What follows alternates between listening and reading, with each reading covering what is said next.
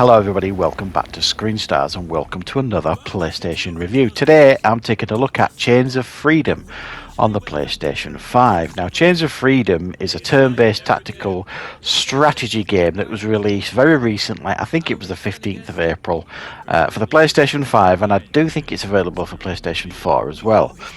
Now, the game itself is set in a dystopian European nation. There has been some years previously like a meteorite crash that has caused chaos throughout the world. It has mutated humans and animals, and this like militarized state has risen up to fight back. You play some mercenaries who are a part of this big militarized state, who are hunting down anybody that might oppose this state and looking in particular for the leader of the rebellion. Right, okay, so what can you expect from Chains of Freedom? Well, the game essentially draws inspiration from other turn-based strategy games like XCOM and Mutant Year Zero, and a whole other raft of them that are released very, very regularly on the console, which is fine by me. They are amongst my favourite games to play when they're done right.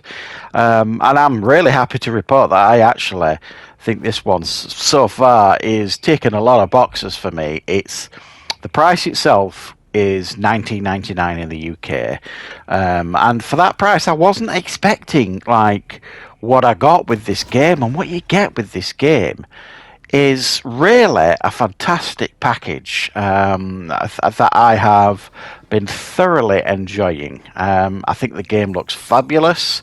It's got this really great look about it.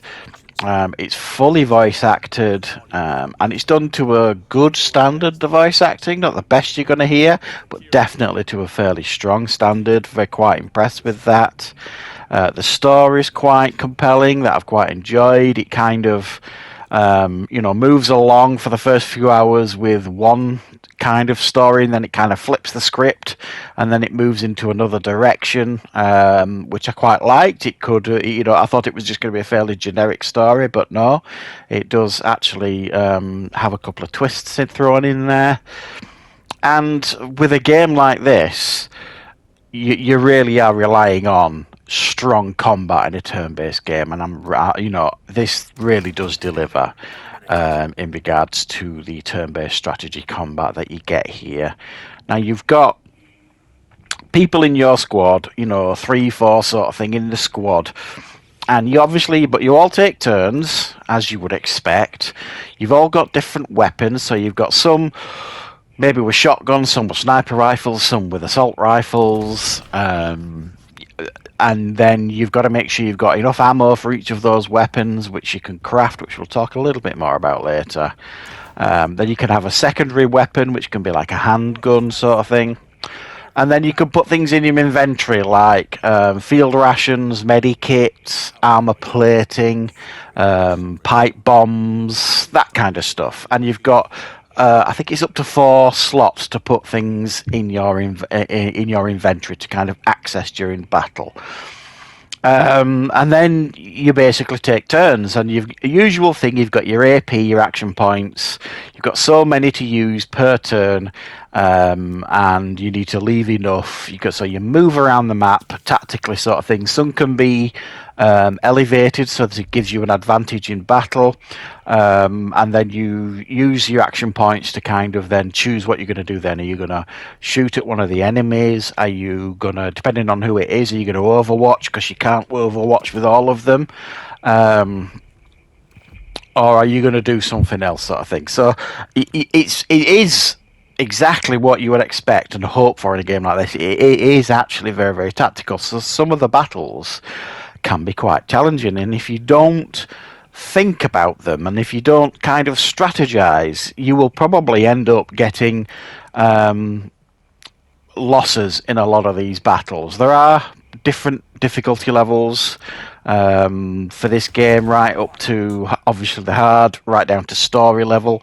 I always recommend new players to these type of genres to start on the lowest level to get used to the game and the mechanics. But I think a lot of people might find this one quite challenging, because after about I don't know, 10 hours plus. Some of the battles do get really quite challenging.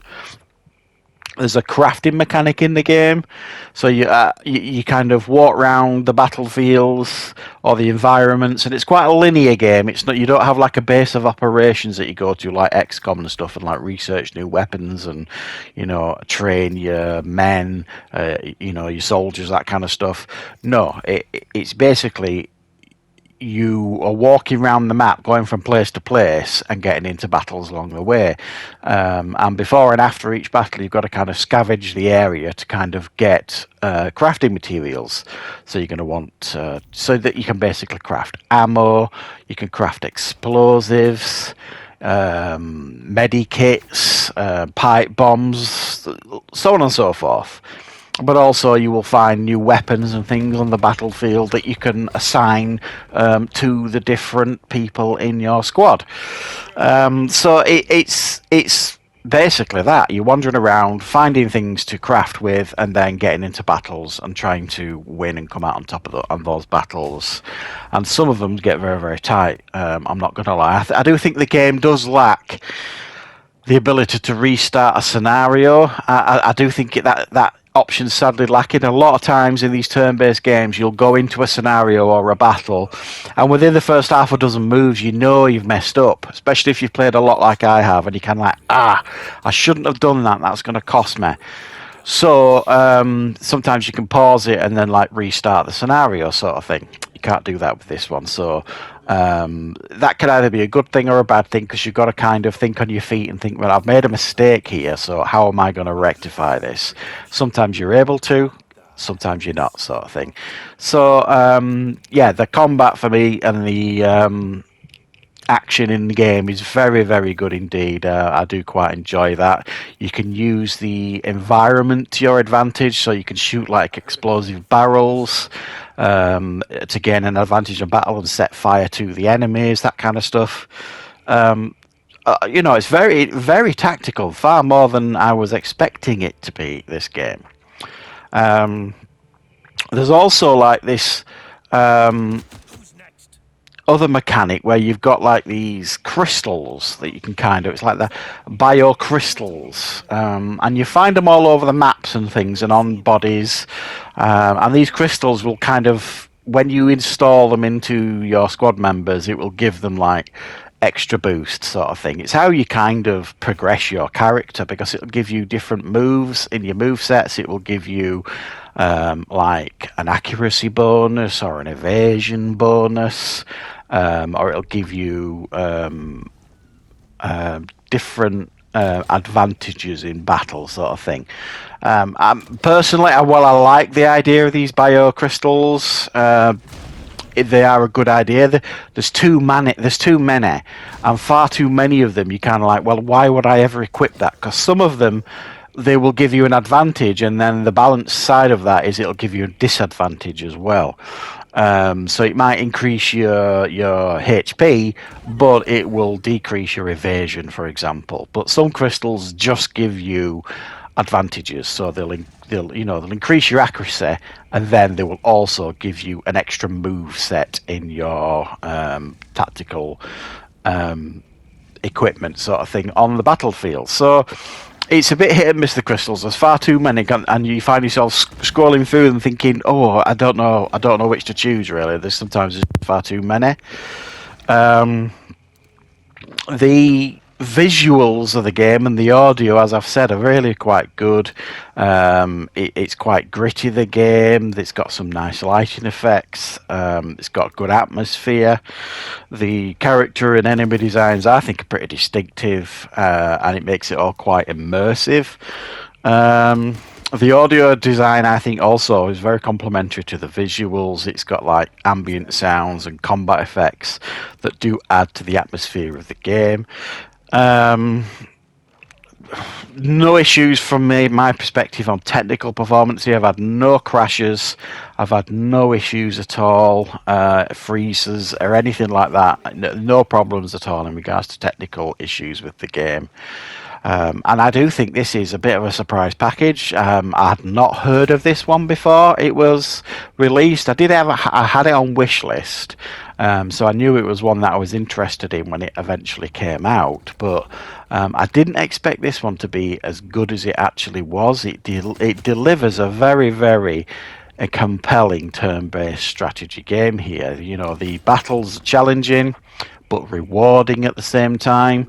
The environments are like varied. The enemies can be quite varied, but also they can be a little bit repetitive. It's a combination of human enemies and like these crystallized creatures that have been mutated by this like meteors, that sort of thing.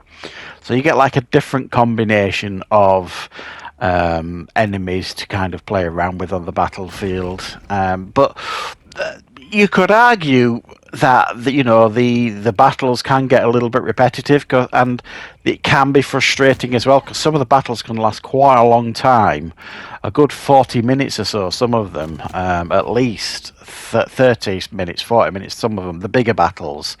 And if you end up at the end of that not coming out on top, that can be a little bit frustrating. But like I said, most of the times when the battles go wrong, you kind of feel as though it was your error and not the game that punished you. So I don't mind that in a game like this. If you feel like, oh, hang on a minute, I know why I lost that battle. I'm going to do it this way next time. And it's very, very good for that very, very reason. So loads of weapons to choose from for your characters. A very, very impressive and immersive turn-based strategy game. For the price, I think this one's an absolute no-brainer. It's definitely worth picking up if you like turn-based strategy games. This one, I think, is a real surprise package. So thanks for joining me for this review, guys. I hope you enjoyed it. Thank you very much for watching.